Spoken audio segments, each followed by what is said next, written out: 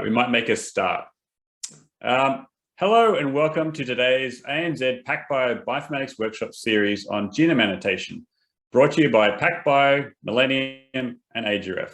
My name is David Hawkes. I am the Brisbane Site Manager at the Australian Genome Research Facility, and I manage our PacBio SQL 2 platform. Last week, we covered how to take HiFi reads and create a contig genome assembly. To quickly recap for those of you who are not able to attend, Paul from Millennium spoke about HiFi library prep, detailing how circular smart bells allow a polymerase to repetitively loop around the same molecule. This repetitive sequencing forms the basis of HiFi reads, which are very long, very accurate, and greatly reduce the bioinformatic component for genome assembly. Key Pin from PacBio took us through bioinformatic tools that use HiFi reads to produce genome assemblies. Among the assemblers, IPA, Improved Phase Assembler, and HiFi ASM are both standouts. Both are extremely fast, with IPA showing great scaling on a cluster, and both have the ability to phase the genome. HiFi ASM having the additional benefit of being able to include Hi-C or Omni-C data. Key Pin also covered quality assessment tools and contig scaffolding. Next, Professor Heng Li, creator of HiFi ASM, SAM tools, and BWA, among others, spoke about phasing genomes using HiFi ASM and calling complex variants. Next, Gareth from QCIF covered capabilities available from BioCommons and Galaxy Australia. Carolyn Hogg from the University of Sydney spoke about her real-world experiences using PacBio data for conservation science. I encourage anyone who's interested in genome assembly to check out the video recording of this workshop. We'll try and provide a link to the YouTube video somewhere in the chat. So, now we have a good genome assembly. What next? Well, for many, the next logical step is to annotate that genome.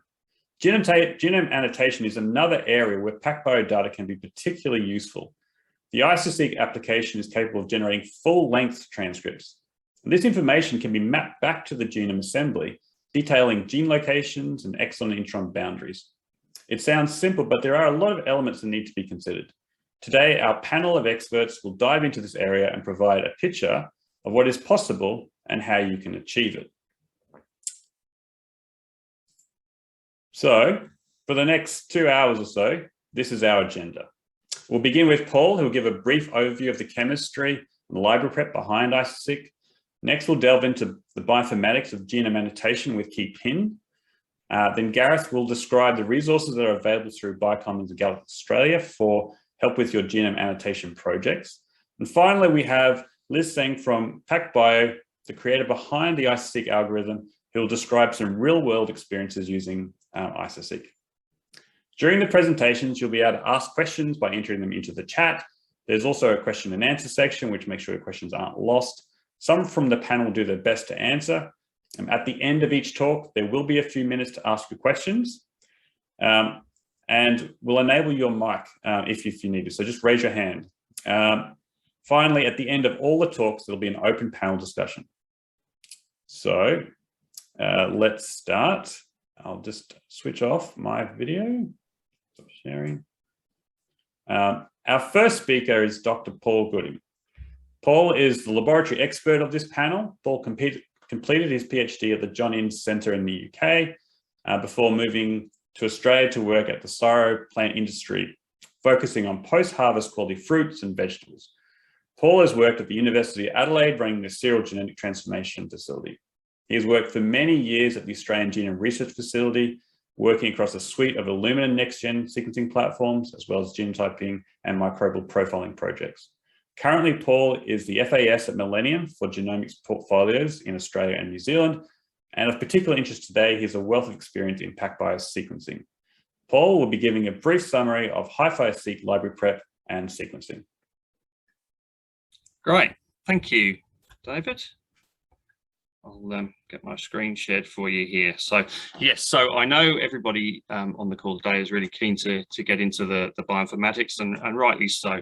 It's very important. So I will, as David said, briefly skip through something that of course is important. You know, we want quality stuff in to get quality data out, so we need good sample prep and library prep and things. So we'll just skip through a few of the things that that are important and what you need to consider. So today I'll just a very, very brief reminder of what David said about what is HiFi data from those of you that saw the talk last week. It's just a very brief recap on that. For those that weren't able to attend, then maybe it's just a way of you understanding how we get HiFi data from our smart bell molecules. Then we'll then talk about what is Iso-seq briefly. So as Dave said, it's sequencing of the full-length transcriptome, and then onto the meat of it, and that's the key considerations for the sample prep to get the best quality data that you can. So yeah, here we go. We'll start there. So for those of you who've seen this last week, but to say just a refresher, and with a slight edit here. What we do is we can sequence a piece of DNA here. So last week it was a piece of genomic DNA here. I've just relabeled this. It's going to be a cDNA insert because we're sequencing our RNA. So we take our RNA, we make that into cDNA. Once you've got this linear molecule, you're able to put the smart bell ends on and bind a sequencing primer and a polymerase, and round it goes, multiple passes around the molecule. Of course, your Iso-seq libraries are probably quite short, 2-3 KB probably. So you're able to make multiple passes easily around that molecule, get very accurate data. And it's this very accurate consensus read that we call HiFi data. And as I say, it's greater than 99.9% accuracy in almost all cases now. So so that's the brief reminder of how it all works. So we'll flick to the next bit, which is what is Iso-seq. So Iso-seq is full-length cDNA sequencing. There's no need to assemble, and I suppose the diagram on the right just tries to describe this briefly, that because you're able to sequence all of the full-length transcripts as they exist, you don't have to piece anything together, which is, I guess, the weakness of having to try this through short-read sequencing.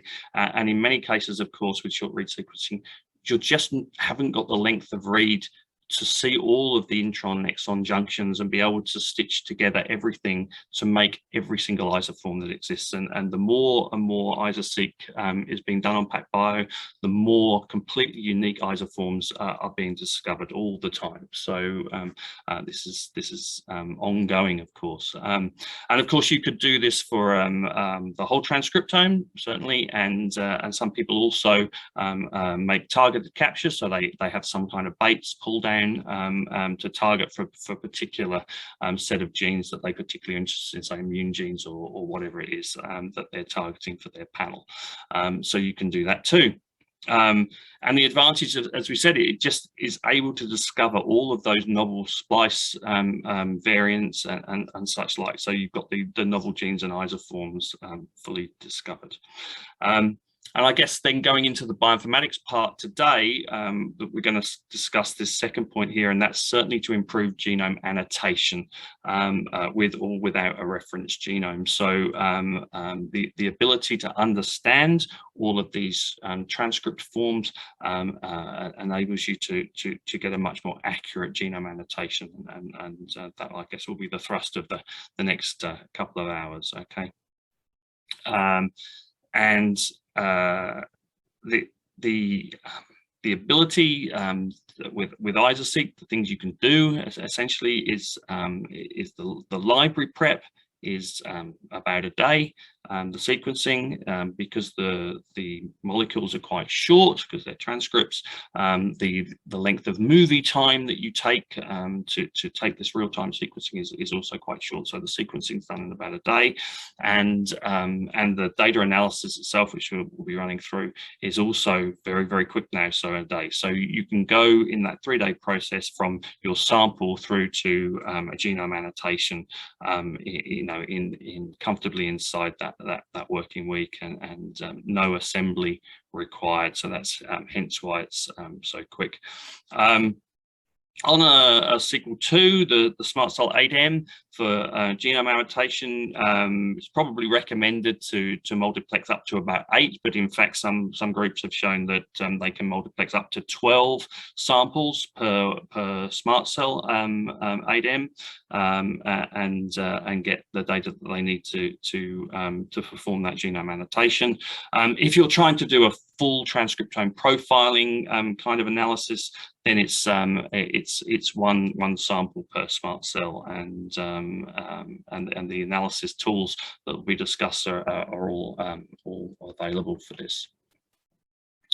So the key considerations for getting the best quality data that you can. Okay, this is a kind of quick workflow going through. So you start with your total RNA, and obviously you need to do a QC of this, and we'll discuss this in the next slide or so coming up. But you need about 300 nanograms of total RNA input, and that RNA has got to be of a reasonably good quality. So we talk in RNA integrity number, or RIN score. We want a RIN score off your bioanalyzer of as good as you can get, but certainly over 7. And as it says in brackets, they're ideally over 8, but the higher the number, the better. But certainly over 7. We're then going to run some sort of first strand synthesis. So we're going to bind a primer to the poly A tail that's on the transcripts and generate a first strand. Then there's a template switching oligo. The enzyme puts on 3 Cs on the 5' end, and then we can have a primer with 3 Gs to bind to that. It's a template switch oligo, and so we can make our second strand and move on from there to get our full length cDNA. And then we can go on to make our PacBio sequencing library, the so-called SmartBell library, and that's all in a procedure that's available for your sequencing. And then it goes onto the machine for the sequencing itself, and away we go then into the data analysis, which Kim and Co will be talking much more about as we go. So just to get to the quality assessments to get your best chance of getting the best quality data. As I said, we need to get an assessment of the quality of your RNA. Treatment of your sample obviously is critical here, depending whether plants or animals or whatever. You want to try and get that material at the best stage that you can. It needs to be snap frozen and looked after.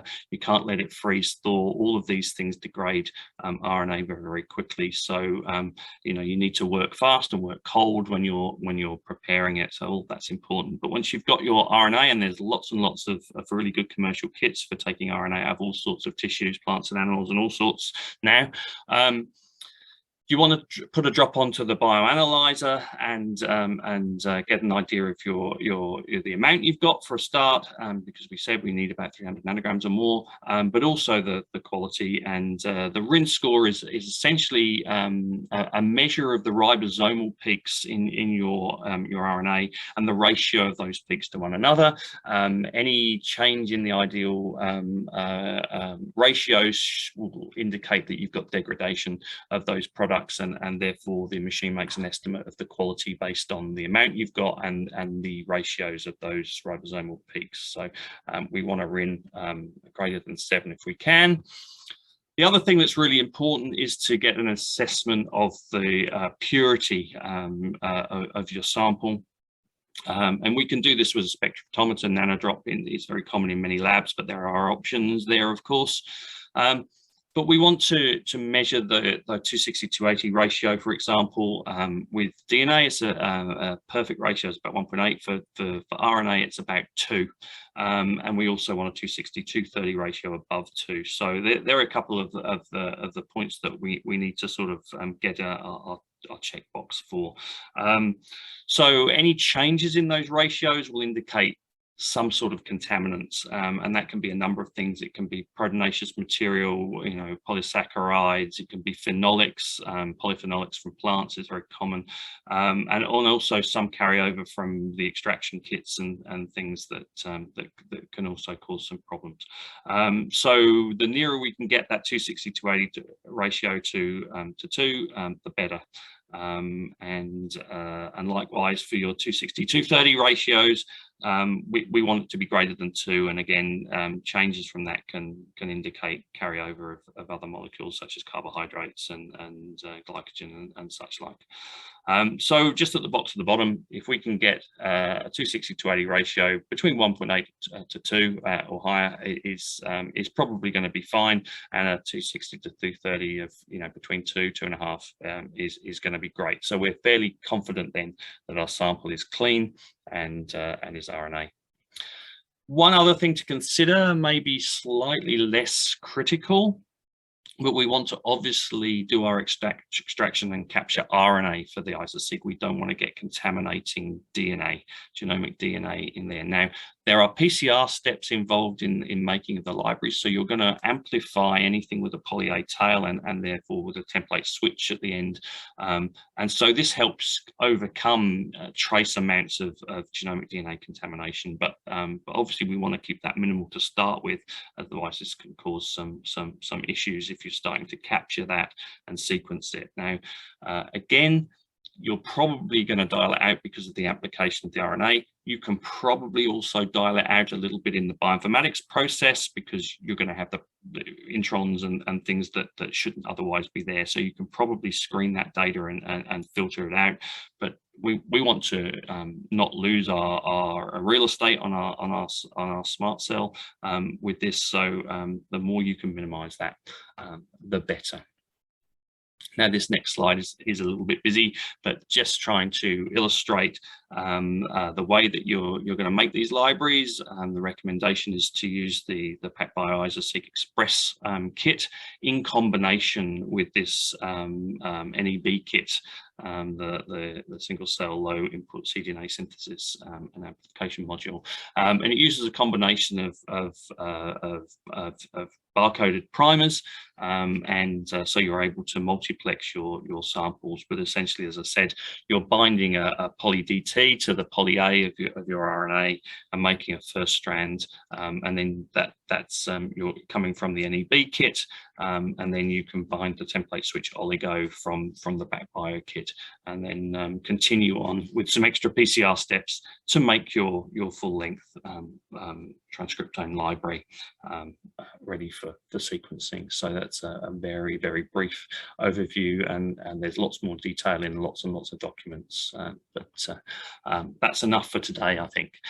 The other little tip or trick that some people do, obviously you've captured your RNA, you've made cDNA, there are some cleanup steps using some magnetic beads, Pronex beads in fact are recommended, but you can, by altering the bead ratio, just slightly bias the size of the regions you're capturing, and it's just demonstrated with 3 different size sort of selections here. You can select a sort of average around 2 kb to capture most of your regular transcripts, I guess.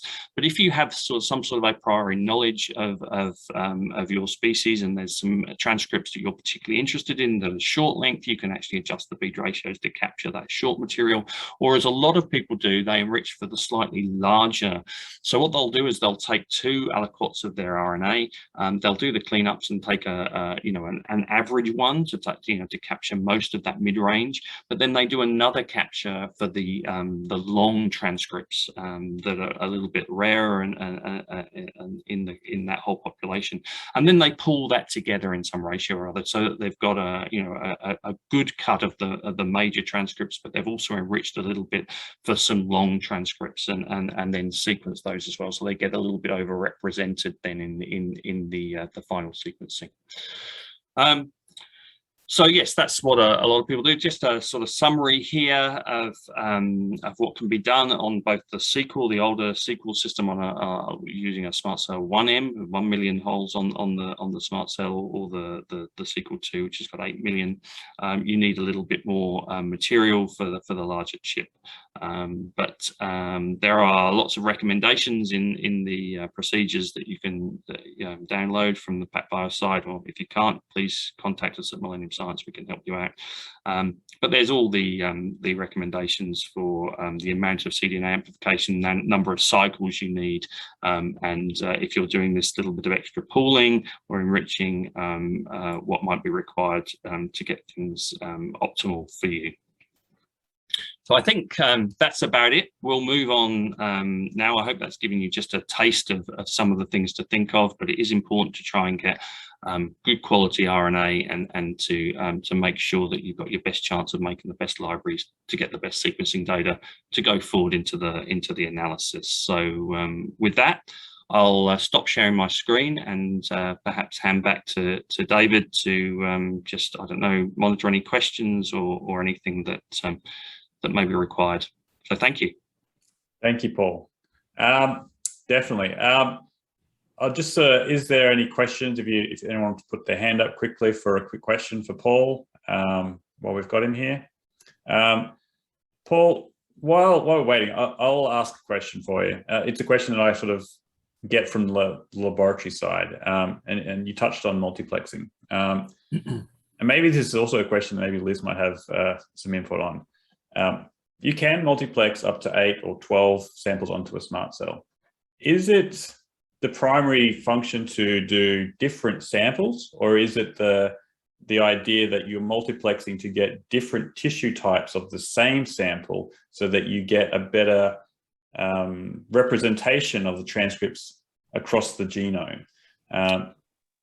It's a great question, and I'll talk about it from my prior experience, if you like, when I was in academia, and for me, I'm a plant molecular biologist. I actually found it critically important to get a feel of the transcriptional differences from different tissues. And that was more my biological focus, I suppose. So, you know, we were looking at roots and leaves and stems and seeds and, you know, inflorescences and things. So we were looking, and of course, there's quite startling, you know, differences in those transcriptional profiles.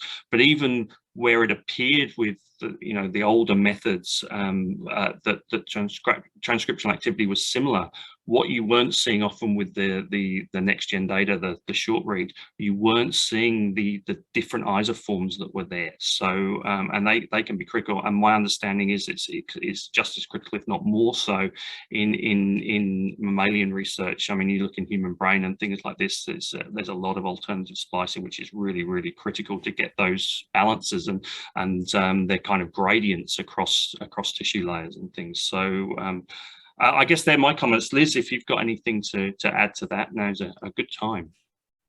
I would say it's exactly what you say, because for the purpose of genome annotation, and it's not just theoretical, we've actually seen it in our plant Iso-seq data, that there are isoforms that are only expressed or dominantly expressed in certain tissues and conditions. So actually one of my slides will talk about this, is like if you didn't multiplex them, you wouldn't see some of the isoforms. I'm also using this to answer one of the Q&A. Is there an advantage to a 5-cap library preparation? I have an answer, but maybe I'll let you guys talk about it too, since you're the provider. Please go, Liz. That's fine. You're in. That's great. Okay. So yeah, I mean, like, as you know, that our current the standard protocol that uses the template switching does not do 5-cap trap. And I'd say that every now and then we have customers who are very keen on getting that 5-cap track. And there is a kit, the Lexogen Teleprime V2 does offer that. That said, actually one of the papers that I will talk about had said that Teleprime offers a mild advantage over capturing the 5' end. I would say they don't at all argue that Teleprime captures all of the 5' ends. And I think there's another thing to think about, is that if your RNA is naturally degraded, would you rather be able to annotate at least some of it, even if it's missing 10 or 20 bases, or would you just say, I will have all or nothing? I think this is the unfortunate reality, right? And then that goes back to having a really high quality RNA sample almost always gives you very clean 5' ends. Yeah, thanks. All right. Yeah. Just reading other questions coming in the chat. Is there an optimized protocol for RNA extraction, which gives good quality RNA from avian tissue? Paul, maybe there's a resource from PacBio? Yeah, there's certainly a resource. It's Extract DNA for PacBio, which really concentrates more on genomic DNA, but there are some resources within that for RNA.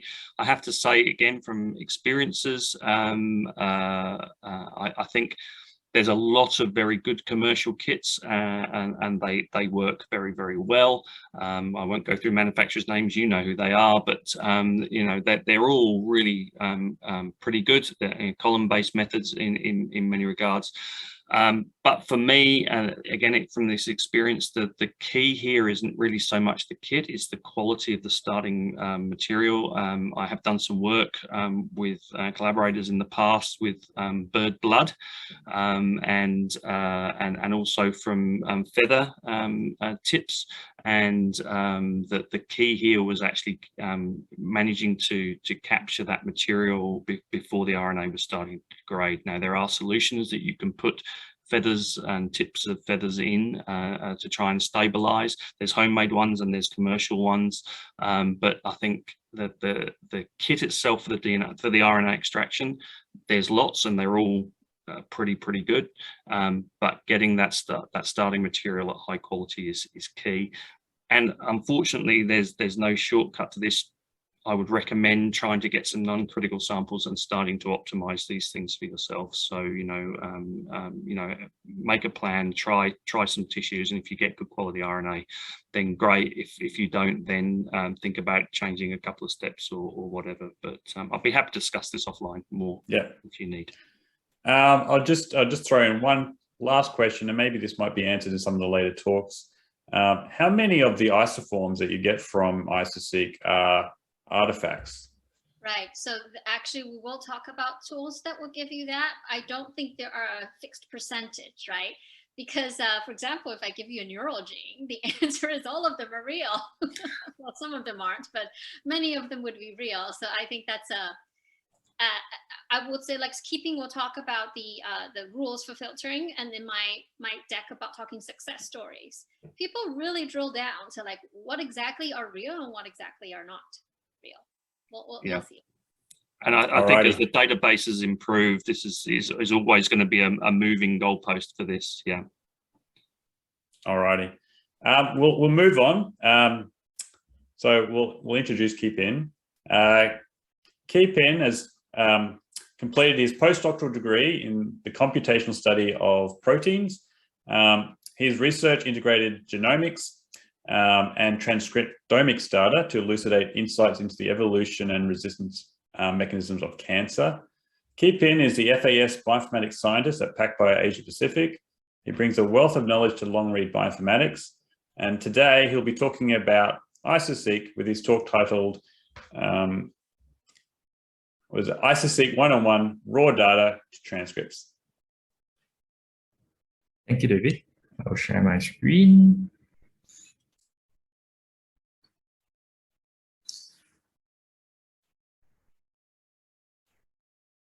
All right.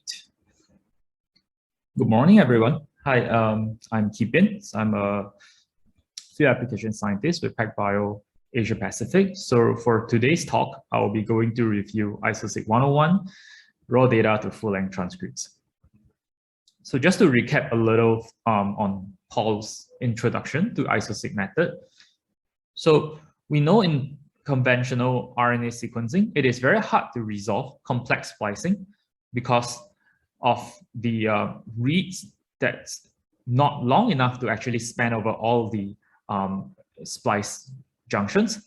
So with Iso-seq, you actually can go through all the transcripts without any assembly because the length is long enough to span over every gene. So if you look at the example here, on top, is the gene, and then going to mRNA isoforms, and then finally you have the full-length reads, and there is no assembly required. HiFi reads provide accuracy for Iso-seq analysis, and you can see that going from the double-stranded DNA on top to each of these smart belt adapters. The polymerase can actually go through the DNA in multiple passes and results in HiFi reads that is on average 99.9% accuracy. We have workflow end-to-end solution going from library prep to smart sequencing to data analysis in one day, and you can refer to our webpage for the best practice recommendation. The Iso-seq Express kits, as Paul has introduced, requires only 60 to 300 grams total RNA, and it produces full-length cDNA with multiplexing support. On a SQL2 system, you can generate up to 4 million full-length reads using one SMART cell AM for whole transcriptome annotation. Our workflow solution recommendation is shown on this screen, where you have, it starts from sequencing that generates a circular consensus sequencing read file, ccs.bam file, going into Iso-seq analysis, which is provided by PacBio in SmartLink and on command line. We also have transcript classification using a third-party tool called Squanti, which I will go through in a little bit more detail. So this is the tool that will allow you to generate some quality control metrics, as Liz has mentioned. Further downstream, you can actually run other tools such as IsoAnnot and Tapas to generate functional annotation as well as differential analysis. This will output annotated GTF, as well as allowing you to do differential analysis by using an experimental design setup. Other tools such as Cupcake, Cogent, Tama, and Talon can be used to carry out other functions such as coding genes reconstruction, as well as collapsing redundant transcripts. And there are multiple other scripts, such as scripts for single-cell analysis included as well. For the workflow in Iso-seq, going from genome annotation, you can actually run Iso-seq analysis, following with Squanti for transcript classification if you have a good reference. You can use Maker or Augustus for the situation where there is no good reference available as well. Functional annotation can be done with IsoAnnot. For differential expression, the extra tool that you will use is tools such as Tapas. DE-seq can be used as well in some situation for if you have been familiar with that tool. Sorry, phasing can be done with a tool called IsoPhase, which Liz will also talk about later on. This is still a tool that's constantly developing, but it works reasonably well for now. Squanti3 is a tool that I mentioned that can actually generate quality control by taking in a long-read defined transcripts generated by SmartLink with a reference genome FASTA file and a reference transcriptome such as those from GeneCode, with optional input such as RNA-seq data, CagePick data, poly-A motifs, to actually generate a set of classification file that tells you whether the transcripts are novel or not, and carries out a set of quality control filter to generate a final high-quality curated transcript set for genome annotation. As you can see, Squanti3 has a few major categories that it classifies transcripts into. The first being full splice match, which is transcripts where it matches the reference perfectly. We have incomplete splice match that matches reference partially, novel in catalog, which is novel isoforms using known junctions, and finally novel not in catalog, which is novel isoforms using novel junctions. There is also other categories such as genic intron and genic genomic. So I'll use this terminology later on as well in some of the later talk. Functional isotranscriptomics analysis, which is short form stands for SPIT, can be done with tools such as IsoAnnot, where you will generate expression metrics, experimental design, as well as annotation files that can be done with Squanti, as well as Iso-seq analysis tool from PacBio. Using them as an input to a tool called Tapas that will allow you to actually generate functional diversity analysis, differential analysis, as well as functional feature analysis. You can even add in short reads data if you have them to actually improve your analysis. Iso-seq method on the SQL2 system is comprehensive. So shown here is the data that you can download. It's publicly available. You can download it on our website. It's actually an Alzheimer brain tissue sequence on one SMART cell AM. And we generated 160,000 transcripts ranging from 80 to base pair all the way to 14 base pair at a mean of 3.3 kilobase pair. The number of genes generated here is about 17,000 with 160,000 isoforms just on one SMART cell AM. Many of them are actually known, but many of them are actually novel as well, especially in the categories of isoforms, as you can see. For full-length transcripts, as you can see, using this data set, we generated 32,000 full splice match. 19,000 incomplete splice match. And most importantly, in this Alzheimer brain tissue, we actually were able to see many novel isoforms with known junctions at around 84,000 isoforms. 25,000 of these isoforms actually have novel junction as well. Squanti also uses CagePeak to actually quantify the transcripts, the poly-A site. So the polyadenylation site, as you can see, most of the category actually are within 50 base pair of the CagePeak. For the incomplete splice match as well as novel junction, they are of course going to be slightly lesser annotated compared to full splice match. Many of them actually has known poly-A motifs detected. So in full splice match, for example, 70% of them actually have known poly-A motifs, or poly-A motif can be detected at the end of the transcripts. Shown here is a screenshot of the data generated, and you can see that Iso-seq is able to capture from the 5' end to the 3' end very comprehensively, and is able to characterize the alternative splicing pattern very well.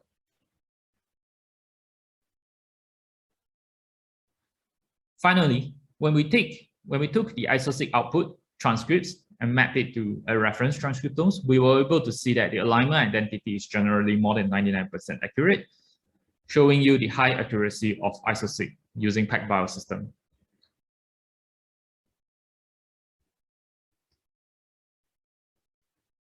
This is an example output of Squanti using this data set, and you can see that it categorizes the isoforms into different categories and tells you what is the proportion. So for these brain samples in particular, as you can see, there is actually more novel isoforms compared to known reference.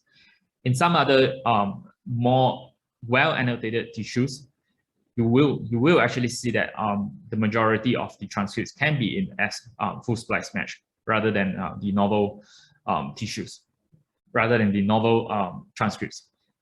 This is what Liz has mentioned as well, that it really depends on what you are sequencing. I'll now go through Iso-seq analysis workflow step by step using command line. So if you have SmartLink, which is our graphical user interface, it is actually very easy to run Iso-seq analysis in just a few clicks.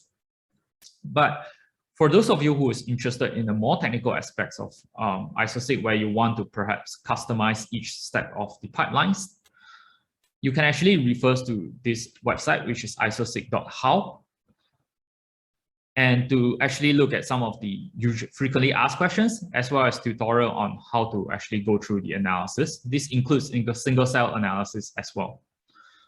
The goal of Iso-seq is to generate high quality transcripts, full-length non-concatenate reads, and to map the reads to reference genome if you have one, to actually collapse some of the redundant transcripts.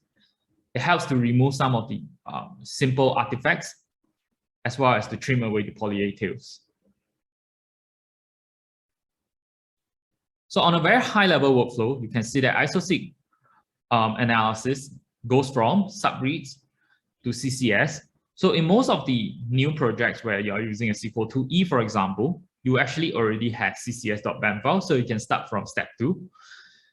Starting from ccs.bam file, we will remove the primers with a tool called Lima, and this is called demultiplex primers. After removing the primers, if you have barcodes here, it will also remove the barcodes and actually splits the reads into different barcodes. In Iso-seq 3 refined steps, we will remove a artifacts called concatemer, which is what happens in the library preps when you have two transcripts that fuse to each other through the primers. So this will be removed in Iso-seq 3 refined steps. It will also trim away poly-A tail if your transcript has poly-A tail. Finally, the Iso-seq 3 cluster steps will cluster the reads into groups of transcripts, groups of isoforms, for further downstream analysis. I'll now go through this in a little bit more details and with a graphical visualization of what each step of Iso-seq is actually doing.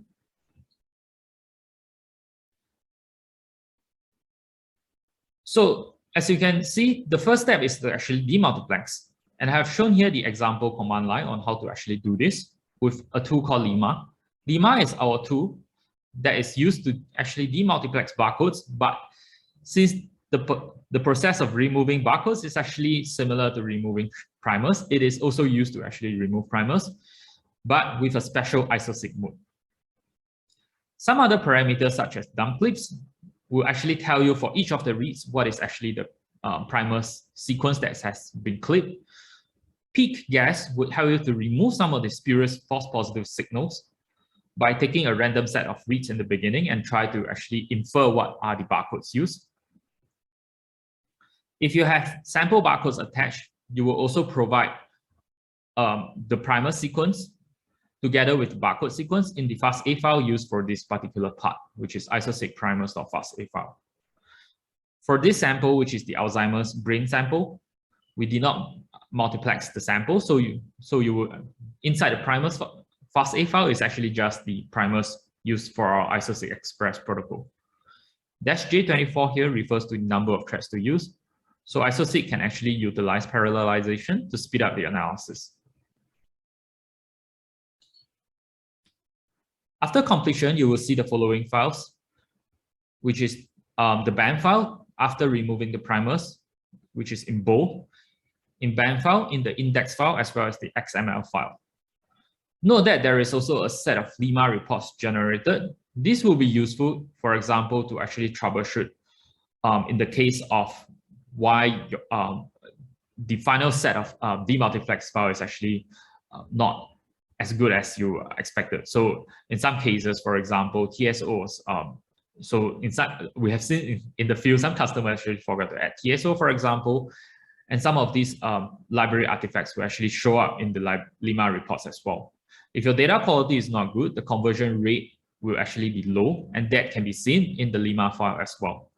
So the Lima reports file are useful if you need to troubleshoot your experiments. Otherwise, you will actually take the band file directly into the next step. The next step is to actually carry out Iso-seq 3 refine. Just to go back a little, if you notice on the left here, on the picture in the primary removal steps, the first transcripts in this picture actually looks a bit strange because you can actually see the primers in the middle, okay, which is the yellow color here. This is what we call a concatemer, and it's actually a library artifact that will be removed in the Iso-seq 3 refine steps.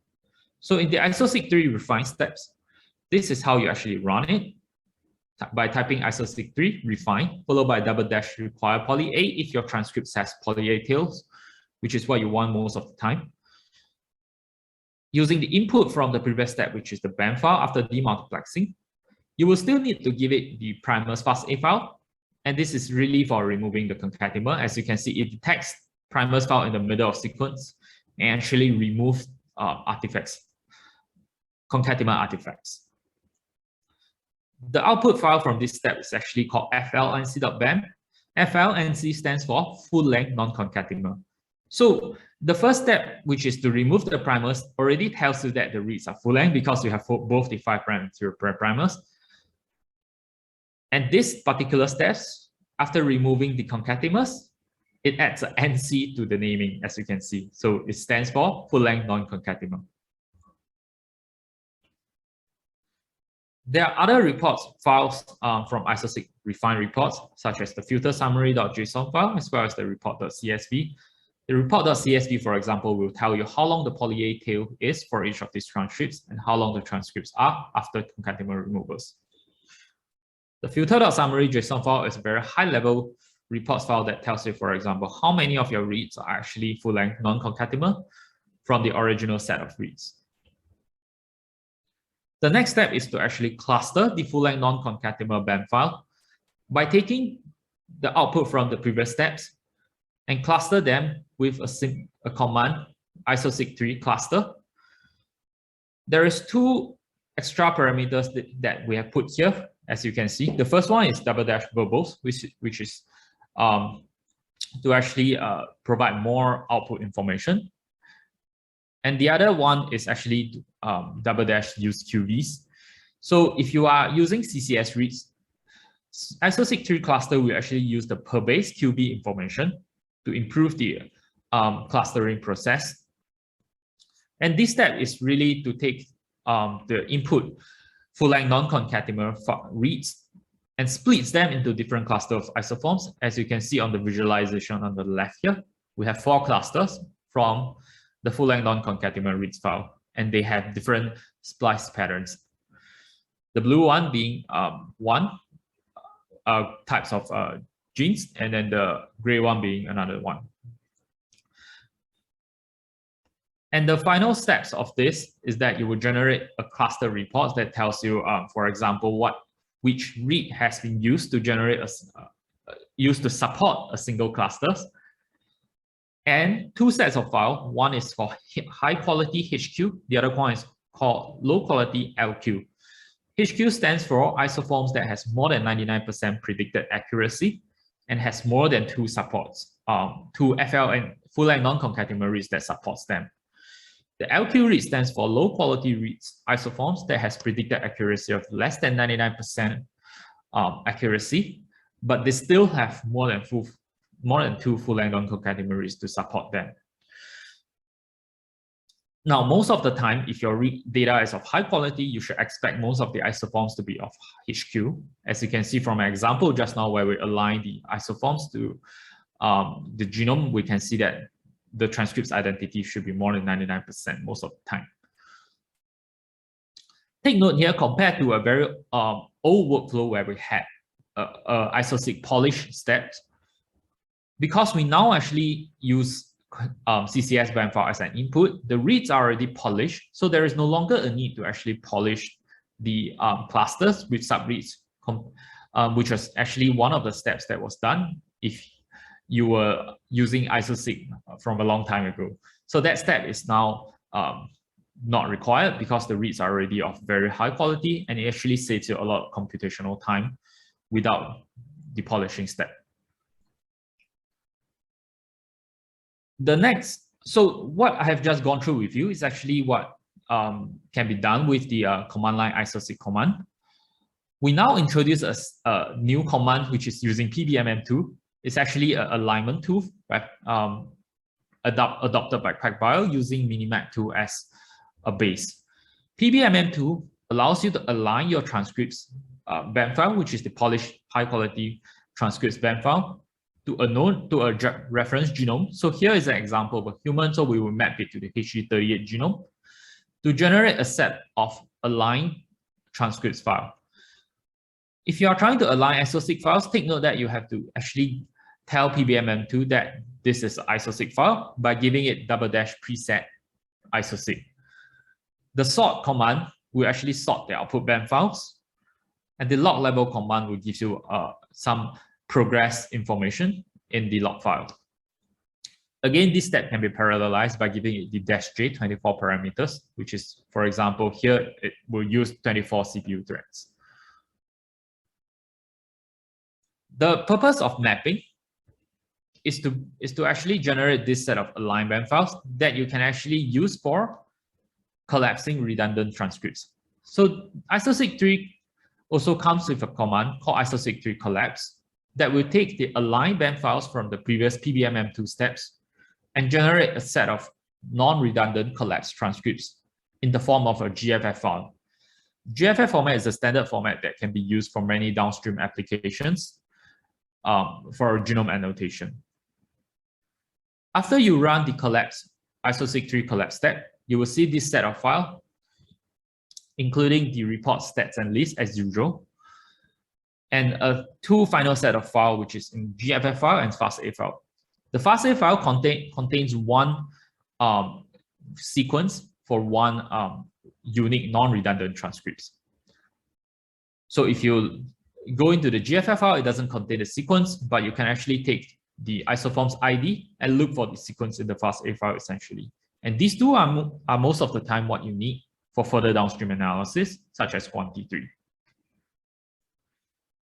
You can also visualize these transcripts as IGV by directly loading the GFF file into IGB. So the GFF file provided by Iso-seq 3 Collabs can be loaded into IGB to visualize transcript splicing format for a gene that you're interested in. And just to finalize what I have just gone through with you just now, some of the terminology. Full-length read stands for FL read stands for full-length reads, which is CCS reads with 5' and 3' cDNA primers. To recap, this is basically the first step where we actually remove the primers using Lima. Full-length non-concatenable reads refers to the full-length reads that has both the poly A tails and concatenamers removed. And again, to recap, this is basically the Iso-seq 3 refined steps. And finally, the purpose of Iso-seq analysis is to generate a set of high-quality isoforms and a set of low-quality isoforms, referring to HQ and LQ isoforms. As you can see that both of them need to have more than 2 full-length non-concatenable reads to support, with the difference being HQ stands for predicted accuracy of more than 99%, and LQ stands for predicted accuracy of less than 99%. And majority of the isoforms generated from Iso-seq library should be of high quality isoforms. So that was the workflow for going through a standard Iso-seq analysis workflow. So as you may know, PacBio also has a recommended protocol to actually do a single-cell Iso-seq analysis. And this is a very new field that we are all very excited about. So single cell is not a new thing anymore, but majority of the single cell analysis is done based using conventional RNA-seq. And as you can see, the caveat that applies to RNA-seq is the same as that of bulk sequencing, whereby it is very hard to actually categorize isoforms and alternative splicing patterns. With single cell Iso-seq analysis, you basically take the single cell library prepared with any platforms and run it through a smart sequencing, which will allow you to actually categorize full-length isoforms in single cells. And why is this very exciting is that you can now actually look at cell-type specific mRNA splicing patterns that is not captured with short-reads RNA sequencing. With full-length RNA sequencing, you will be able to actually categorize all these alternative splicing patterns. And the very high accuracy of HiFi reads allows you to categorize these alternative splicing patterns with very high confidence.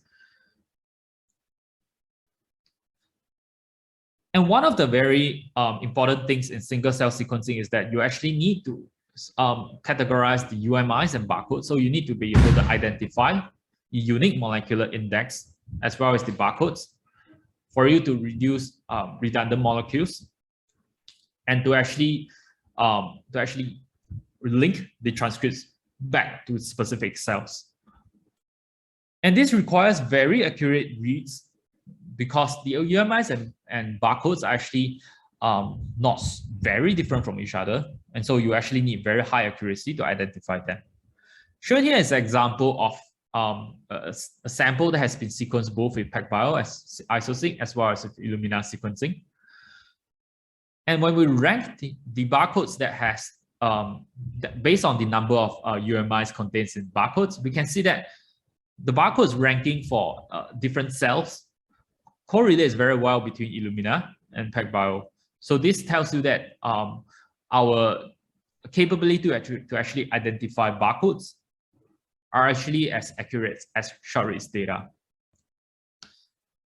Shown here on the right is an example of a transcript length distribution for single-cell RNA sequencing.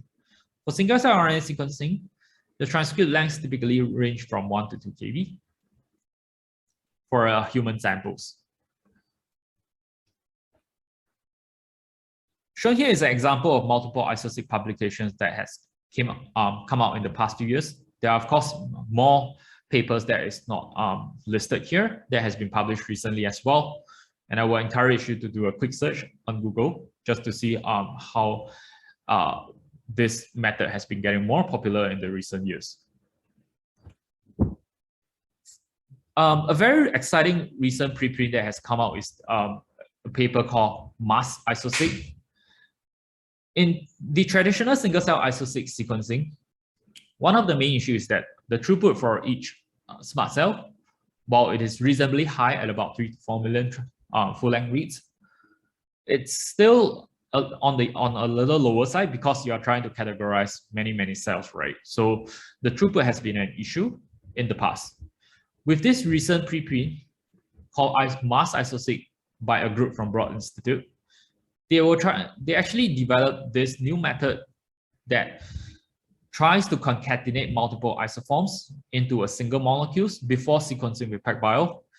And this works very well because generally transcripts are not that long. And so with PacBio sequencing, you are actually getting a very incredible amount of passes if it is only 1 to 2 kb, right? So if you now concatenate these isoforms into what looks like a WGS libraries in terms of the insert length, you can actually sequence multiple transcripts in lesser passes, but still enough pass to actually obtain what we call HiFi reads, which is 99.9% accuracy. So the author concatenated 10 to 15 transcripts into a single transcript, and actually single molecules, and sequenced them with PacBio sequencing. And this resulted in an increase of 15-fold, which is close to 40 million cDNA reads for one smart cell AM. This resulted in more than 30-fold boosted discovery of differentially spliced genes and provided robust cell type clusterings, all without using short reads data. In the past, it is typically very common to actually incorporate short read sequencing data to increase the throughput of Iso-seq. But with this method, the author was able to demonstrate that with just long reads, you can actually generate very robust cell type clustering, in addition to the benefits of categorizing splice patterns much better.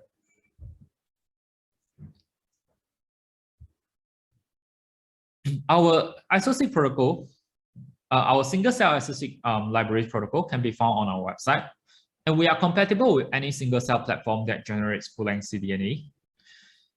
Shown here is an example of, on the left is about RNA-seq on PacBio system, where we have to prepare the library starting from RNA. But if you prepare any single cell like full-length cDNA library with other platforms, you can directly generate a ligated smart bell and sequence it with PacBio sequencing.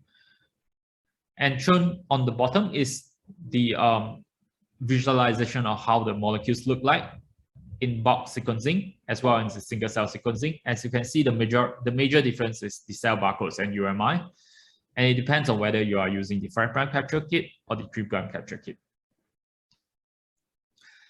For bioinformatics workflow with single cell Iso-seq, we provide a set of recommendations that you can look at on the Cupcake GitHub page. Here, I will just summarize the quick steps, starting from HiFi reads of 5' primer, transcripts, poly A tails, UMI, cell barcodes, followed by ending with 3' primers. We will use Lima to actually remove the cDNA primers. So this is very similar to what you do for bulk RNA sequencing as well. And then we will extract the UMI and barcodes with a tool in Iso-seq to actually deduplicate the UMI. So this tool is actually provided by the Iso-seq tool as well. Finally, we will cluster by UMI after collapsing the UMI. So for every molecule, we will collapse the UMI if it comes, because it means that it came from the same molecule. And after collapsing, we will then cluster each of these molecule into different isoforms. So this step again is very similar to the bulk sequencing protocol, where you actually cluster by HiFi reads. So instead of clustering by HiFi reads, you cluster UMI, which is basically deduplicated HiFi reads. Finally, you can use Squanti to actually carry out quality control as well if you have a reference transcriptomes as well as reference genome. So this was used in the bulk Iso-seq protocol, but you can actually use it for single cell sequencing as well, and we highly encourage you to use it because it actually provides a lot of very useful information, as mentioned, for example, whether the transcripts are novel or not. And it also has a function to actually filter some of the artifacts, such as reverse transcriptase artifacts, as well as intra-priming artifacts. Shown here is an example of SCOAN-T3 filtering in a single-cell Iso-seq sequencing examples. So on the left here, you can see that before filtering, there is about 56% of transcripts that has been categorized as full splice match.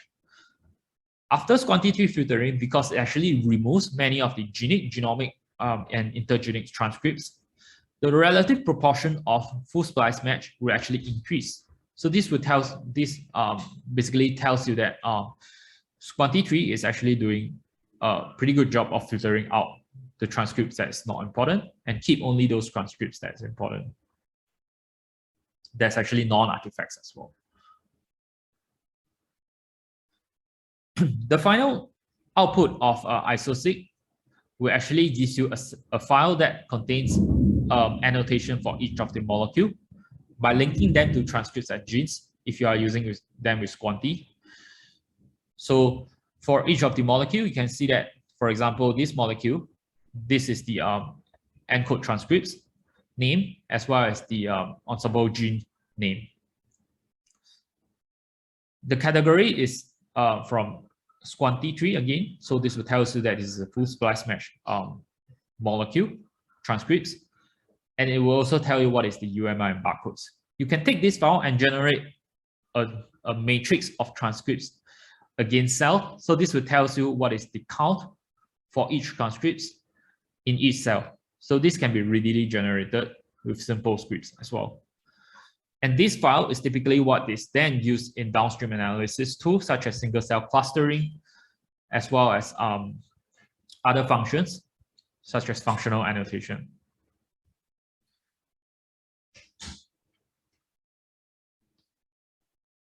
Again, you can go to our iso-seq.how page to look at some of the recommendations for single cell Iso-seq bioinformatics workflow. I've put here the URL here, which is iso-seq.how/UMI. It basically goes through with you the UMI and barcode streaming process, as well as the deduplication process. To summarize single cell Iso-seq, it is compatible with any full-length single cell platforms. We provide a detailed workflow guidance on our website in the form of procedures and checklists. It uses standard Iso-seq library preparation and sequencing workflow, so it is very simple. You can generate matching short-reads data from the same sample if you want to, for example, carry out quantification by increasing the throughputs. One SMRT Cell AM allows you to generate about 3 million HiFi reads. And we also provide flexible barcoding and multiplexing based on the desired number of reads per cell. That's all I have for the Iso-seq workflow, both for single cell and standard bulk sequencing. Thank you, everyone, for your time. Thank you, Keep In. It was an excellent talk. Thank you so much. So we'll just have some time for a few questions. Apologies if you had raised your hand in the last session. I wasn't checking, but if you are do want to raise your hand, ask a question directly, you can do so now. There's been some questions in the chat which we might sort of briefly touch on. I know Liz has answered them already, but just so everyone else is sort of in the loop. There's a question about what if you want to cluster your isoforms per gene? How do you do that? What sort of recommendations if you're trying to focus on a specific gene and look at the different isoforms there? Yeah, so essentially that is the steps where you actually use PBMM2 to align the transcripts back to the genome. So if you have a reference genome, that will be what you do by directly mapping the transcripts, and then you can load them up on IGV and then just visualize the alternative splicing patterns, or you can of course write some scripts to actually process the data as well, to extract the relevant genes and to look at the splice junction by taking the output of the mapped and collapsed isoforms essentially. If you don't have a reference genome, you can use a tool called Cogent, which Liz will talk about, that will actually attempt to reconstruct the coding region of the genome without using any reference genome. And then by using that reconstructed genome, you can then map the reads back onto it and then try to visualize the alternate splicing patterns. So that will be what Liz will talk about later on. All right, excellent. I have another question for you. You really piqued my interest with the mass Iso-seq, where you're concatenating your transcripts. I imagine you need special software to split them out at the end after you've generated your sequencing. Yes, indeed. So, the preprint from Broad Institute actually talks about it. So they actually developed a tool called Longbow that will actually use a statistical model to actually look at topology of the reads and try to split them up depending on how many transcripts you try to concatenate in the sequencing, and it will actually split them up into individual molecule, and that is how they actually increase the throughput. Yeah, pretty impressive. We've got a new question just coming in. For de novo genome annotation, which file to use for annotation training, the CCS FUSTA or the cluster HQ BAM file? Training of like what, like Augustus or Breaker? I think maybe we could kind of table that question for after I talk about the publications, and then maybe Isu, you would have some sense of, clarification. Just one last question, just around the compute requirements for some of these tools. Are they very compute intensive? What sort of hardware do you need to have available to do this type of analysis? Yeah, so that does depend on the amount of data that you generate, but generally speaking, as you can see in the examples that I've shown, most of the commands use about 24 CPUs, and that is usually enough for because we are actually using CCS BAM file, which is a much smaller data footprint than, say, for example, subread BAM file. So they are not that computational expensive. So most of the compute server should be able to handle it pretty well. But of course, that might change if you have like a lot of data. Generally for one smart cell, it's not that computationally expensive. Yeah. Excellent. All right. Well, we might move on to our next speaker. Now, I've been told that our next speaker, Gareth, wasn't able to make this meeting, but he has prepared a presentation anyway that we've recorded. So I'll just introduce him, and we'll play that recording for you. So Gareth Price is the head of computational biology at QCIF, Facility for Advanced Bioinformatics. Gareth has 20 years experience as a bioinformatician and genomic scientist. His expertise spans experimental design, assay performance, data QC, data analysis, and data interpretation, involving a variety of model organisms, from microorganisms, fruit flies, mice to humans, as well as non-model organisms with limited genome information. Gareth is also the service manager for Galaxy Australia, and today I'll be talking about BioCommons and the Galaxy resources that are available to be applied to genome annotation. So we'll play that, play his video. Hello, and thank you for the opportunity to present today. I apologise, I can't present today in person as I did for last week, but I'm hoping I can deliver just as relevant presentation today as I did then. By way of introduction, I'm Gareth Price. I work at QCIF Bioinformatics, and one of the hats I wear is Service Manager of Galaxy Australia. And I'm here today to tell you about Galaxy Australia and the larger environment it works in, which is the Australian BioCommons. So, starting with the Australian BioCommons, their mission is to enhance Australia's digital life science research through world-class collaborative distributed infrastructure, and they can be found at biocommons.org.au. Who are they and what do they do? Well, they run currently a number of services that I'm focusing on. They also have an important role in training and community engagement, which I'll touch on.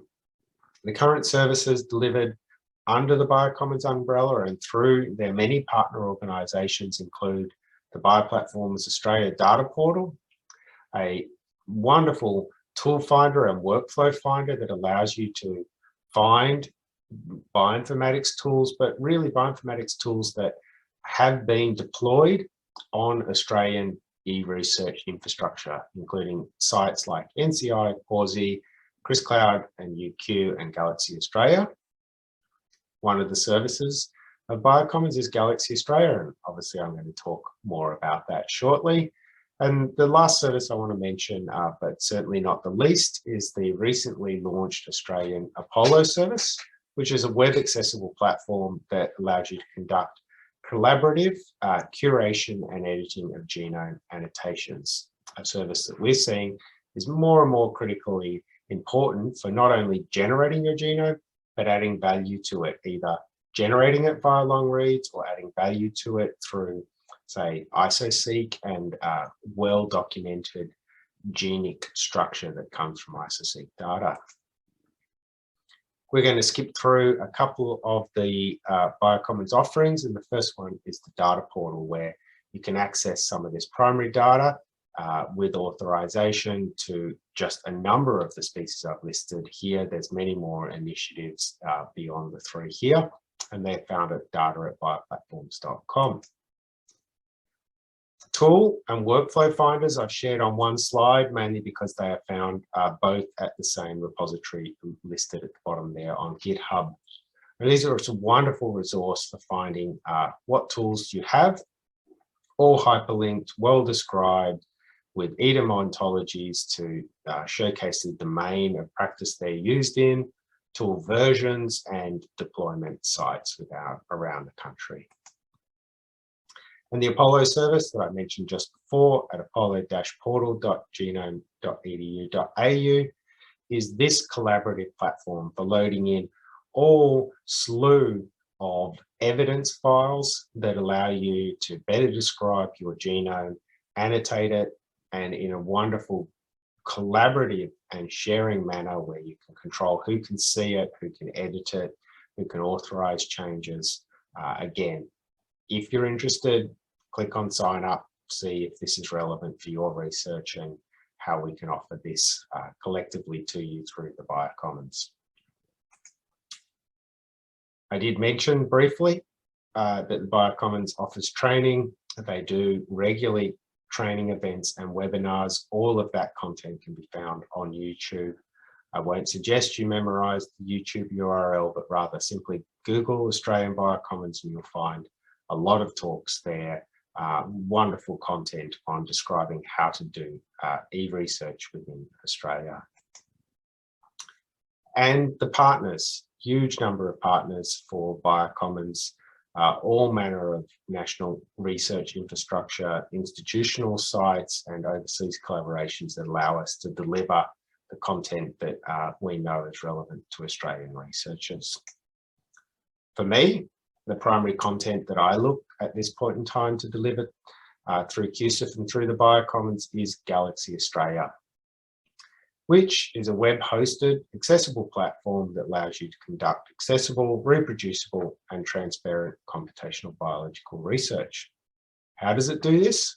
Well, at its surface, it's a website. Behind, it's a sophisticated infrastructure of distributed compute around the country, which I will showcase, that allows you to run, pardon me, over 1,500 tools we have listed on the website on any manner of data that you upload in the most economical and efficient manner to you and to the infrastructure. I'll take a step back before I describe the service in detail. It's been in operation since 2018, formerly as a national service. It did grow from pockets of regional funding to be funded, supported and championed as the national service for mature life science analytics. We do, at a high level, observe the kind of practices our users do, and what we've been seeing in the last 12 to 18 months is they're running increasingly larger jobs and a desire to run more concurrent jobs. The range of tools that has been accessed by users is going up, and then by extension, the number of workflows and the diversity of workflows they're running is going up as well. We know our users want more reference data sets and using more reference data sets, and also that they're moving a lot more data in and out of the service. which stands to reason, particularly in the transition from short read sequencing to long read sequencing. So what we've done in response, well, we've deployed larger and larger compute resources, most recently at NCI and Pawsey. We have brought online high memory dedicated nodes for processing of demanding data, which can include genome assembly, genome annotation, de novo transcript assembly, again, targeted again towards something like Iso-seq, metagenomics, and the list goes on. We have brought on a training as an infrastructure service or a TIAS service. And through the Australian BioCommons, we are engaging specifically with communities of practice, both biological and technological, to make sure that the platforms that we make available are as relevant as ever. What does all this mean in terms of less statements and more actual facts? Well, it means that we've seen our user growth trend upwards, certainly only showing the last 2 years here, and concurrent to our user number growth is the job growth has continued to grow. And rather satisfyingly, and as a simple line in the sand, February last year, we passed our first millionth job. February this year, our second millionth. And in far less than a full year, our third millionth was passed in just this September. And we're on track for a short fourth millionth as well. I did mention that data in and out, and this is one of the challenges all researchers face, is moving data from their institutional machines to a place to analyze, back to their long-term storage, etc. And recognising this, Galaxy worked with ARNet, our Australian research network, that does provide up to 1 terabyte of storage for free to the researcher on their cloud store offerings. So the Galaxy team spent some time and built functionality into Galaxy for the import of data, shown here on the left-hand side of the screen, where through a simple configuration of your Galaxy account, you can expose via high security your cloud store service to Galaxy and ingest files. And by extension, through this same mechanism, you can expose Cloud Store to Galaxy for the movement of files back out of Galaxy for long-term storage on Cloud Store. I did say behind the website, Galaxy is supported by a sophisticated infrastructure and distributed network of compute. Here is what it looks like. So we have currently distributed compute at Pawsey in WA. We have multiple computes deployed through Victoria, thanks to the University of Melbourne and ARNet. We have deployments at NCI in the Australian Capital Territory, and through joint support at UQ and QCIF, we have more machines. Where your job runs is a combination of all of these locations, and that's best summarized by one of our more recent features, a feature we're very proud of actually, written for Galaxy Australia and now pushed out to the global Galaxy community for operation on other Galaxy services.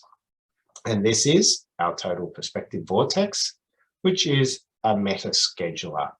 This works by taking account of all the dynamic use of that infrastructure around the country, the type of job a user wants to run, the size of the data providing, the user identity, the ability for that job to run close or remote to the web service, and quite frankly, a number of other business rules that I don't have time to go into now. And this meta scheduler, or TPV, allows us to distribute user files and user demands around the country in the most efficient way possible. And really, that's great for us, but what does it mean for the user? It means for the user that when they execute a job, their queue time is as minimal as possible, the job is resourced as maximally as possible, and those combination of events means they get their data back as quick as possible. What does that actually mean in real life? Well, what it means is we're enabling rapid research. So this is actually a real use case I'm showing here on the screen. I've summarized it down just to keep the identity of some of the collaborative partners opaque. So using those new high memory machines we've got available, which are fast CPU, high amount of RAM, and very fast, very bright local storage, we took on board a number of genome assembly projects. In Galaxy, this is represented graphically as a workflow that where we ingest data into Galaxy, we convert the file format, and by the way, I should mention this is PacBio HiFi reads that we're working with here. We run HiFi ASM and an entire slew of post-assembly QC and visualization to reach our end result. And in our case, we were very satisfied with a high-end 50, a reasonable number of contigs, and importantly for us, a total length that recapitulated the species in question, or at least in this case, it's the first time it was sequenced, a closely related species. And what was great is using these high memory nodes, we achieved this entire assembly in less than 2 hours of compute time, providing for the user, and that's it for the researcher, a really quick feedback on the analytical journey they're taking, allowing potentially to iterate through multiple versions of that genome assembly and not have to wait overnight or days for that result to come back to them. And now that I've somewhat established maybe Galaxy's credentials for using PacBio data in genome assembly, it's time to turn to Iso-seq. And I've got to be honest, we're not there yet. And we're not there yet because we haven't turned those amazing tools for Iso-seq that are available through PacBio and their GitHub repositories into functional tools that are available on Galaxy. So what I wanted to highlight here is, well, how does Galaxy deal with onboarding that new information? The first answer is through you, the researcher. Come to us and write to us and say, I want this tool on the service. That is one of the most productive ways we find out about what users want to do and the kinds of data they process. So request at usegalaxy.org.au will take you to a relatively simple to fill out Google form that will tell us about what you need to run on our service, and we will do our best efforts to make it available. And one of the places that you can go to learn about what can be run on a Galaxy is off to Penn State Uni, where the Global Galaxy Toolshed is hosted. As of approximately a week and a half ago, there are just shy of 8,500 tools that Galaxy can utilize and you can utilize to do your research. So again, the combination of these two will get you a fantastic tool set on Galaxy. And one of those tool sets we look forward to growing is Iso-seq data analysis options. We do have classic tools like Minimap, but we're expanding the set of Iso-seq tools. If you want to know more about the style of work you can do on Galaxy, then the Galaxy Training Network is a fantastic place to go. The training network is best discovered by Google by simply Googling Training at Galaxy Project. And you'll find nearly 200 tutorials there, both biological tutorials here on the left and operational tutorials on the right. I've simply chosen to highlight down here that there are 24 complex tutorials already sitting in the gene expression /RNA-seq /single cell RNA-seq space. And we look forward again to growing that with more Iso-seq options.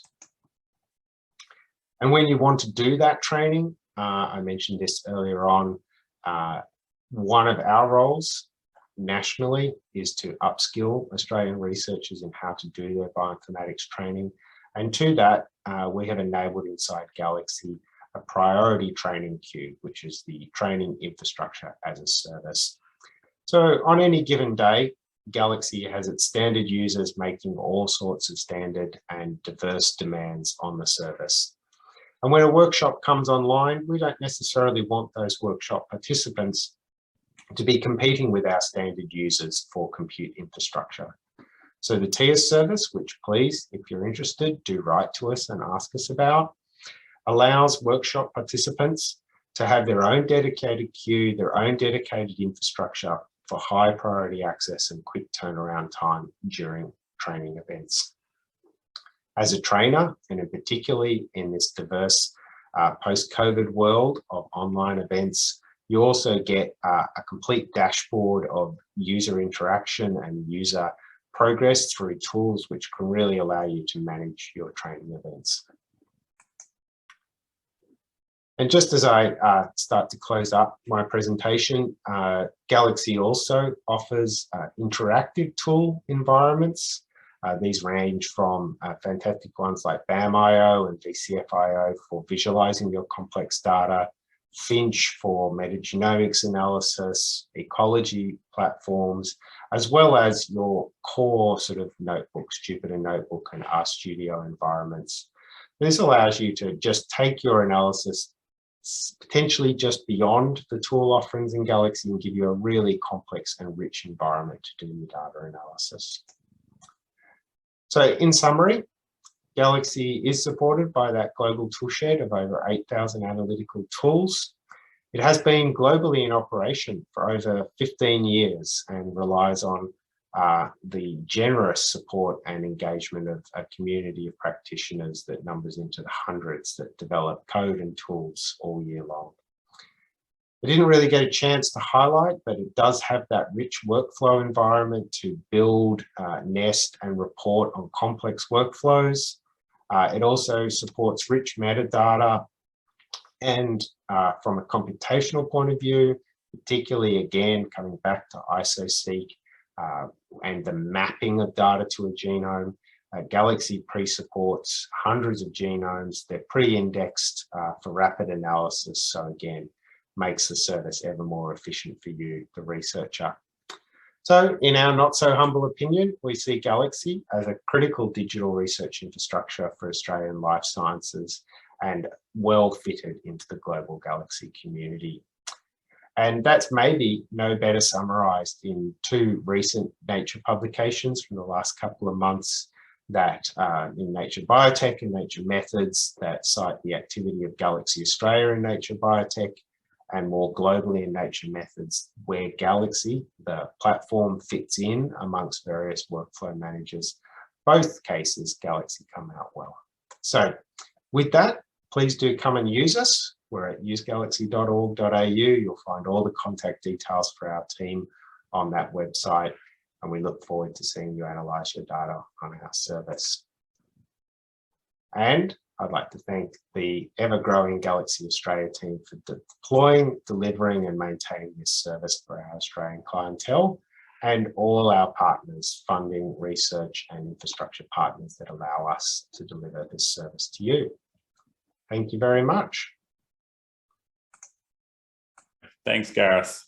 I'm not sure, I don't think we can ask any questions of Gareth, being just a video. So I think we'll move on then to our final speaker today, who is Elizabeth Tseng. Elizabeth completed her PhD at the University of Washington, working on the computational discovery of bacterial non-coding RNAs through large-scale genomic clustering. She's worked for PacBio for over 9 years, beginning as a senior bioinformatics scientist, where she developed a prototype algorithm for Iso-seq, and has continued to work on Iso-seq in terms of software integration, as well as demonstrating the use of Iso-seq for genome annotation and human disease.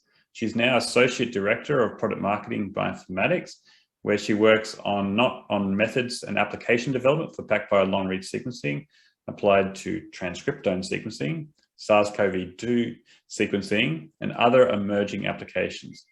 So I'm very excited to hear Liz's talk titled Stories of Genome Annotation Using the Iso-seq Method. Thank you. And I'm trying to turn off this ding that's happening with my text message and I'm failing. So I'm sorry if you hear more dings. I literally don't know how to make my phone stop doing that. Okay. And do I have 20 minutes, 30 minutes? What do I have? You have a half an hour if you need it. No worries. Cool. All right. Thanks, everyone. So I'm going to talk, hopefully in a more relaxed manner, about a few, I would say, success stories of using Iso-seq for genome annotation. And just like how every story is supposed to be, listened to and absorbed, the goal of the story is not that, to understand. Oh, I need to also turn off the timing. Let's just see, how do I do that?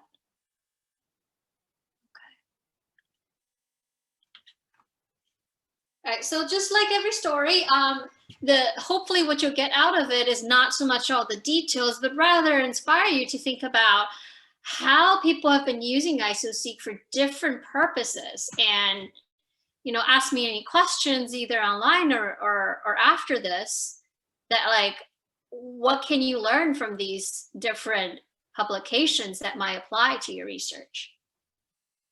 So Keeping already talked about the informatics solution, which I will not go into detail, but it kind of matters to understand kind of the high level list of tools that people use and the purpose of these tools. Not so much the actual tools, since we'll actually see that, there are some tools that can be swapped out. So for example, Tama is an alternative to Cupcake. So you'll see that some papers choose to use Tama and not Cupcake. And some of them use Sconti, and some of the other ones use Talon versus Swan. Keeping also walk you through this, so I'm gonna skip this. So I wanna start with a tale of 4 species. The first one is Arabidopsis. So in this preprint, what they have done is do a very complete overhaul of the Arabidopsis annotation using Iso-seq. And I find it fascinating because I thought Arabidopsis is one of those genome annotations that should be sequenced to death. And yet it turns out that when you have long-read data, things could look quite different. I'm showing you the schematic of what they've done here. The point, again, is not to go through each of these flowcharts, but rather just to see a high level how people structure their genome annotation framework. The blue section is what Keeping has covered, and I would say is probably rather standard, is that almost any Iso-seq paper you'll see probably starts with all of these. They begin to diverge after the blue parts. How do you do the collapsing after you map to the genome? How do you actually do the annotation of the splice junctions and the transcription start site and end sites? These are the parts where people will start to have very specific needs, and because of the way their genomes and their species are, they may choose different tools. Just for this data set, what they have found is that not only they can identify protein coding genes, 30,000 of them, but they can also find non-protein coding genes. And just an example of how the annotation is improved, if we start from the bottom, the black is the original Arabidopsis annotation, the red is the second generation of the Arabidopsis annotation, and the blue one is the one that includes the Iso-seq data. And immediately you can see, first of all, there's an explosion of the number of isoforms. There's also intron retention, so marked here by IR. There's alternative end sites that were annotated before, but were never shown in this much diversity. So in the next 2 slides, next 3 slides, I want to walk you through 2 vignettes from this paper. The first one is a thymine synthase gene, THIC gene in Arabidopsis. And if you look at the annotation of the blue one, the same story emerges, is that the Iso-seq annotation identifies way more diversity than the previous annotations. The one that's most interesting is if you look at, this is the 3'N, there's a new set of 3' UTRs that's much shorter. So you can see that it ends around here, of which 0.28 is the name of one of those isoforms is the most dominant. And if you look at the red one, which is the previous annotation, none of the isoforms had annotated this 3' UTR.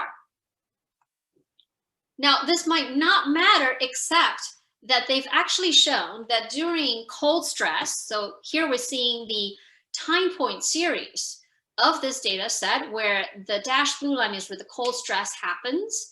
And then these different wiggly lines show the isoform expressions based on the previous version of annotation. So we're looking at the version 2 of annotation.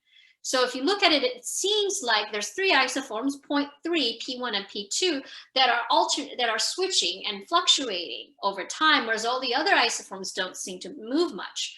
But that's based on the old annotation right here.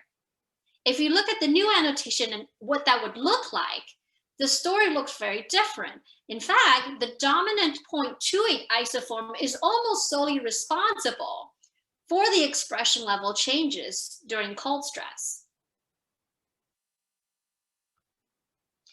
If you then look at a different gene, the opposite story sort of emerges. So this CIPK gene has only 4 isoforms annotated in the previous annotation. It has 10 isoforms in the first, in the new version 3 of annotation. And of interest is these 3 isoforms, 0.1, 3, and 6. And they're interesting because they're actually identical, except for the transcription start sites and the end sites being different lengths. And if you're wondering, how can you be so sure about the transcription start sites and end sites, that is almost the gist of this entire preprint, is going to excruciating lengths to say, I am confident that these are 3 distinct isoforms with different starts and end sites. If we look at the old annotation, you'd see that there seems to be only 1 isoform that is fluctuating due to cold stress. But if we then look at the new annotation, the story changes. The total expression, which is the pink line, looks the same. But underneath it's different now. So 0.3 and 0.6 are the 2 higher level ones. And you can see that they have this like rhythmic pattern that doesn't seem to be really changing with respect to the cold stress. But the lower one, this green one, 0.1, the one with the shortest transcription start site and end site, actually is not expressed before the cold stress and is brought on to be cold induced. So that is the first story. We'll now move on to the second story, the California coastal redwood. So 2 years ago, we at PacBio actually went and collected a redwood tree on the Stanford campus and did PacBio sequencing. This is not that story. That story has already been told. A year later, we went back and from the same tree retrieved RNA samples from the same tree, the needle samples, and then we produced redwood Iso-seq data. Here's a distribution of the statistics. It follows what we see in most of our Iso-seq samples. We can see all the way up to 10 kilobases of full-length transcripts. We can also see high isoform diversity shown in this pink histogram. I want to show you some of the screenshots from this data set. So first, why do we care about isoforms? Not only do we care that there are expression changes that are at the isoform level, but a lot of times these isoform levels actually drive open reading frame changes. Right, so here's an example. There are 3 isoforms here, 0.1 and 0.2. If you know how to read GFF files, there's a little bit of thickness from here to here. That indicates the coding region of this isoform. So the first 2 isoforms are not any different in terms of the predicted open reading frame. They're only different in the 3' UTR. And if I show you down here the predicted amino acid sequence, they're identical. If I then look at the third isoform, which uses an alternative 3' end, you can see that, of course, the open reading frame changes. Another interesting sort of challenge that the redwood brought about was that this was a hexaploid. So prior to the redwood data set, I had worked with some collaborators on using Iso-seq to do haplotype phasing for the isoform data. We had applied it back then to maize data. And because it's maize, we not only had the F1 hybrids, but we also had the parental data. Now, the tool that we developed, isophase, does not require parental data, but it is useful to have parental data for purpose of validation and assigning the alleles back to whether it's maternal or paternal. Again, importantly, why do we care about phasing for isoforms? It is because that we might be able to see the coding consequences of these changes. What was not even clear to me when I had analyzed the redwood data is whether something like isophase would work on a hexaploid transcriptome. So here I'm showing you the IGV screenshots of the Iso-seq transcripts. So right now I'm not showing you any phasing information. Then when I applied isophase, we were actually able to phase it based on the SNPs present in the transcribed regions into 5 alleles. So there's 1, 2, 3, 4, 5 colored differently here. And the ones that have a bit more squiggly bars are the ones where the SNPs are. So if you're wondering, this is a hexaploid, why are there only 5 groups? Well, that's because not all of the SNPs are in the transcribed regions. And so if we went back and looked at the genome haplotigs, this is actually the PacBio data. These are the haplotigs generated from the HiFi ASM assembly. We can see that actually based on the SNPs that are present in the transcribed regions, there are only 5 distinct alleles. This data set is now public. If you're wondering, have I annotated this genome based on the Iso-seq data? I have not, so I'm putting this data out here. I would love if somebody would like to take over. So the next story is a jellyfish. The Tinophore PacBio genome and annotation. And I encourage you to click on this Twitter link. I'll share the slides with you later because it's quite fascinating. I had no idea what Tinophores were, but now I realize they're one of the first groups of animals to branch off. And understanding their transcriptome and genome has really important kind of biological implications in evolution. Now, what I really like this paper is it went through, just like the previous papers in Arabidopsis, excruciating detail in the manuscript about how the genes were manually curated. So just high level, what they used was a combination of Breaker, Augustus, and GeneMark. For the Iso-seq data, they used a combination of Cupcake, String Tie, and Pinfish. They used their own version of isoform phasing using Freebase and WhatsApp.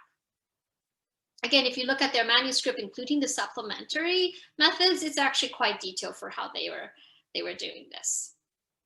So what were they able to accomplish besides, adding all these new genes? So on the table here, we can see the number of protein coding genes.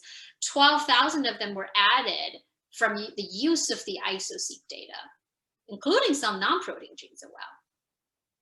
But I think what's really fascinating biologically is they were able to find nested intronic genes. So nested intronic genes are genes that completely reside within the intron of another gene.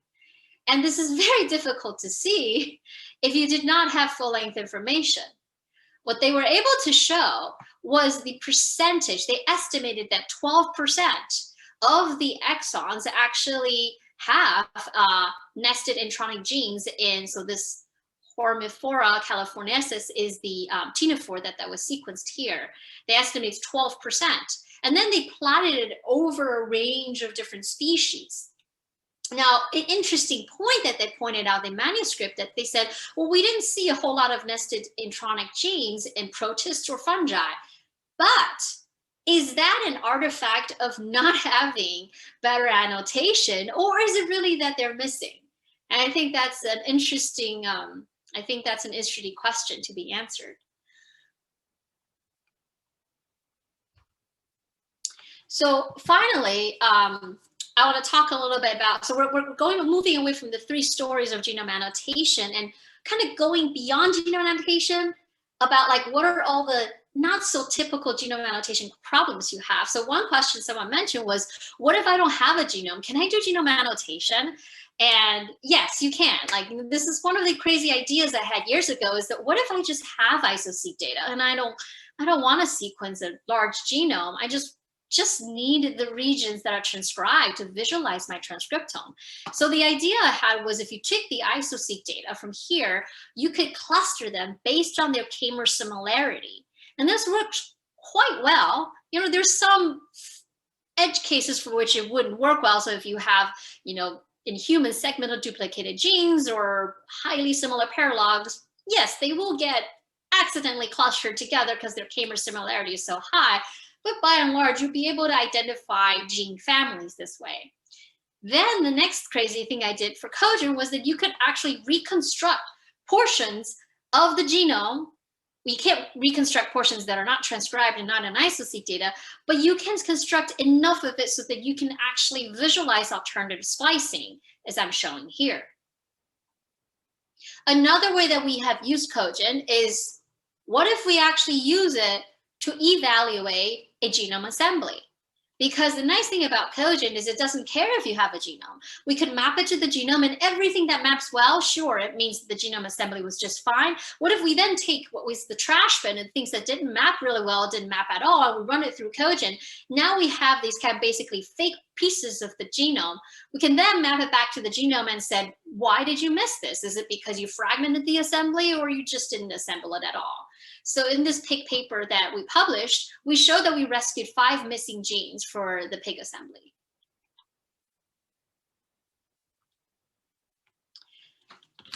So I also want to mention that we can now extend Cogent to, basically Cogent is not a standalone tool. You can combine it when you already have a genome, and that's exactly what they did here. So this is a salmon transcriptome. I had no idea salmon is this complicated until this project. Again, the purpose of the flowchart is, this is all the detail you need. On the left-hand side, they had some Illumina reads, so they used LoRDEC to do some error correction. They had their own repeat maskers, so the salmon genome was highly repetitive. They ran through Cupcake. Then they took Cogent and then created a merged transcriptome. And then they take this merged transcriptome, so the end of this pipeline starts on the right-hand side here, and then goes through transdecoder, a blast, mapping annotation, and you notice that they did have a reference genome with some prior annotation, so they use Scanti to classify. Again, the purpose of Scanti is if something is already known, great, it's boring, just keep adding it, right? But then they could use that in combination of things that were novel, that was not in the previous reference annotation, and combine that into a final transcriptome, which is now submitted to GenBank. And what about beyond genome annotation? What can you actually do now that you have done genome annotation? Well, obviously with the Arabidopsis, I've already shown that the annotation can help you with differential isoform expression. But just to drive the point home, this paper has been accepted, hopefully it will come out soon, where I co-authored a paper on using Iso-seq all the way through all the tools that Keeping talked about, including tapas, for looking at differential isoform expression for Bayer between active and hibernation states. And to create that kind of merged transcriptome, we did exactly similar to what the salmon paper did, is we took the Iso-seq transcriptome, we took the original reference transcriptome, we merged them, and then now we have a much larger, more comprehensive transcriptome that we could do differential analysis on. Surprisingly, when you have a good bulk genome annotation, it actually helps your single cell data. I also was not aware that this is possible, but they showed it that in EndBrain, they did bulk Iso-seq to annotate the genome, then they did single cell RNA-seq with short reads. And they showed that, for example, in this gene, the original reference was missing a lot of the bits and pieces. And that by using the bulk Iso-seq, they were able to increase the 10x single cell data mapping percentage by 44%.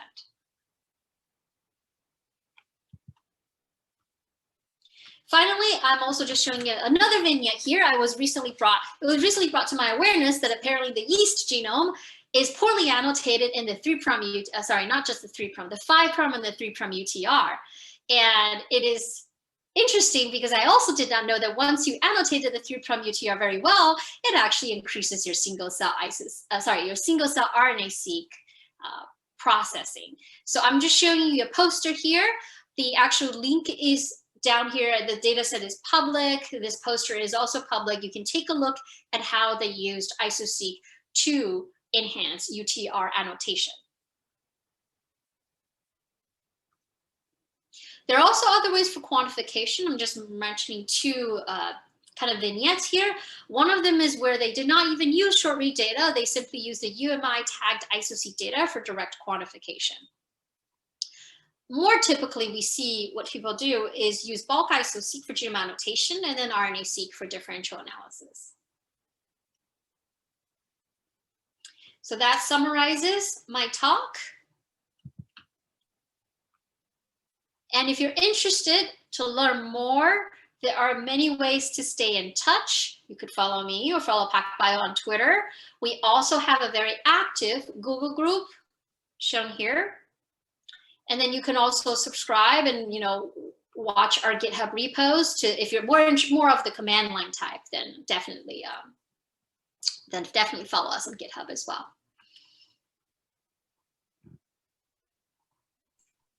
And with that, I'll take questions. Thank you very much, Liz. Excellent talk. Thank you.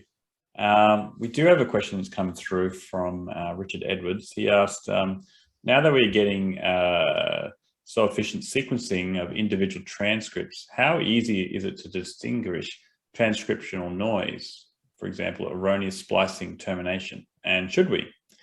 For example, how easy is it currently to incorporate frequency / reproducibility information for exploding numbers of isoforms? Is there a poll? A poll just there is a poll that just popped up, yes.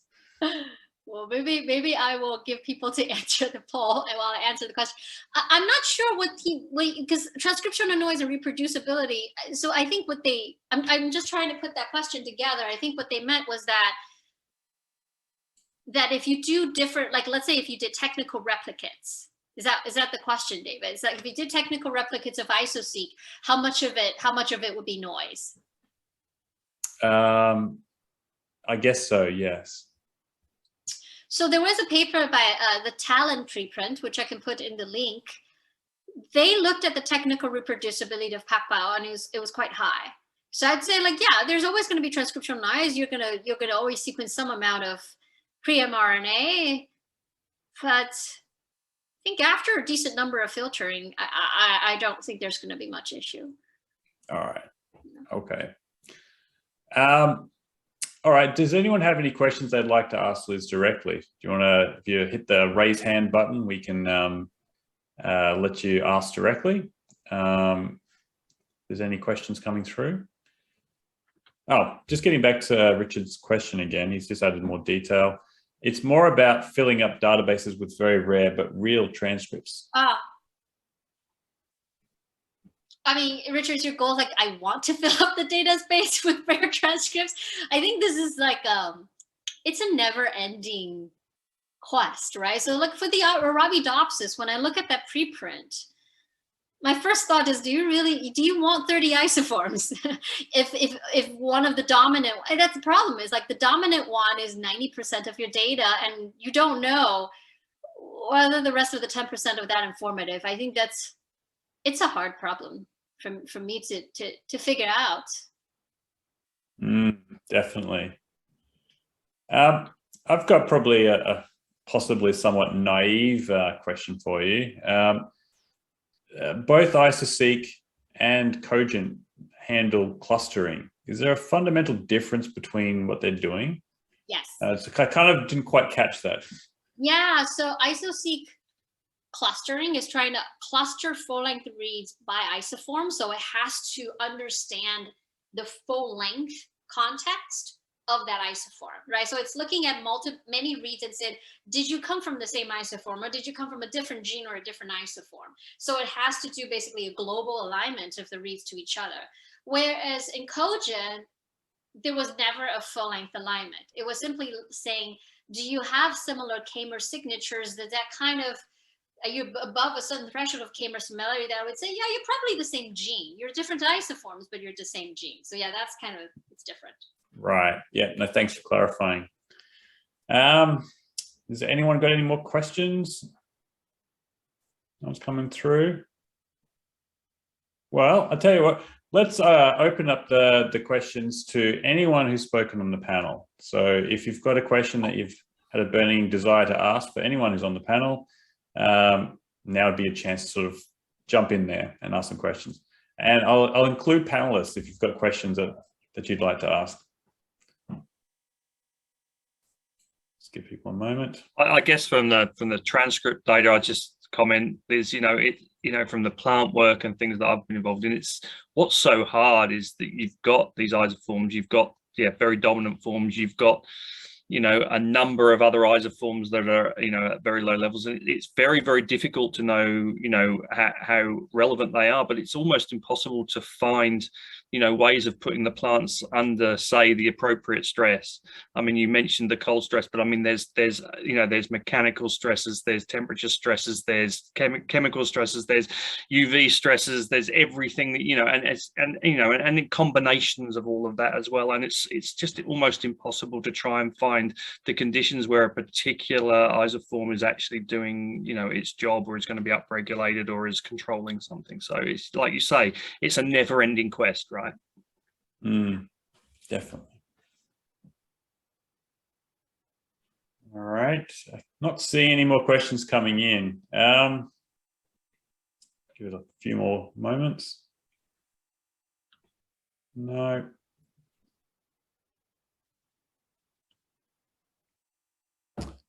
Well, if there are no other questions, I'd really like to thank all of our speakers today for their excellent talks. Thanks also to Karen for managing this session. And thanks obviously to PacBio and Millennium for supporting the workshop. The video for this seminar series will be available online soon. I believe through Millennium will be providing a link. I'd love to thank you all for joining in, and I hope you've learned something useful as I have. So thank you all. Thanks. Thank you, everyone. Bye.